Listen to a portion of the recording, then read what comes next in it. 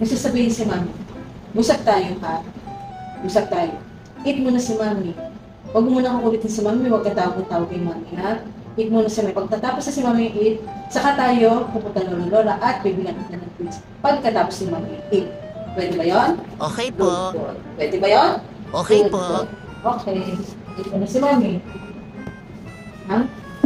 Eat muna si mami, ha? Pag-isipan ko, mami, ha? Kahit tapos na ako kumain, parang gusto mong tikman yung kinakain niya. Yun lang. Hindi naman niya ako bibigyan, lalo na kung bawal sa akin. Alam ko na.